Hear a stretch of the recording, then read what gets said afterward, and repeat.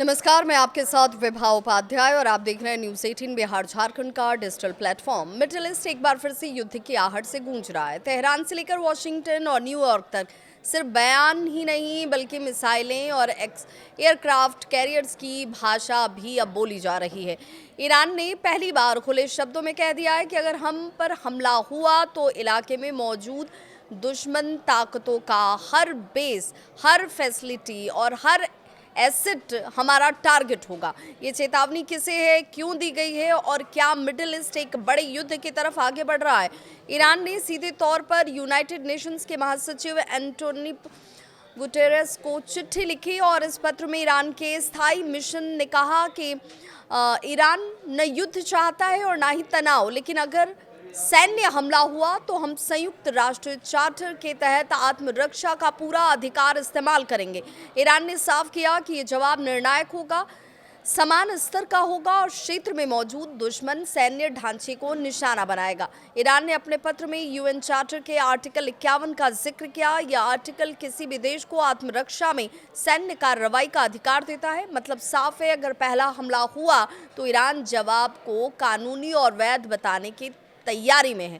Iran की ये चेतावनी ऐसे वक्त में आई जब अमेरिका के राष्ट्रपति डोनाल्ड ट्रंप ने ईरान को खुली धमकी दी।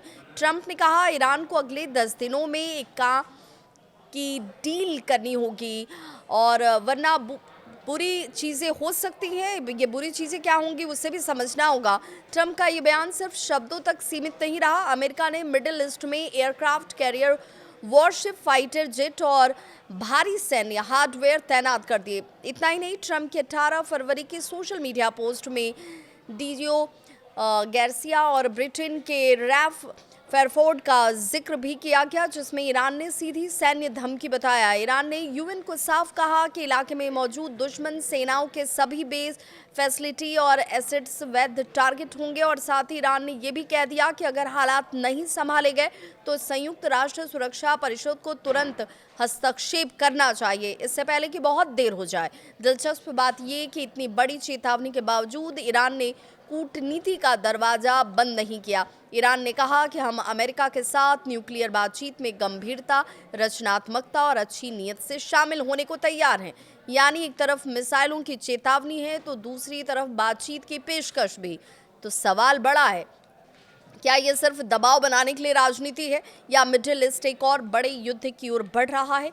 ट्रंप की 10 दिन की डेडलाइन, ईरान की खुली चेतावनी और यूएन की चुप्पी, तीनों मिलकर एक खतरनाक तस्वीर तो जरूर बना रहे हैं। अब फैसला वक्त ही करेगा, डील होगी या डील के बिना दुनिया एक और जंग को देखेगी।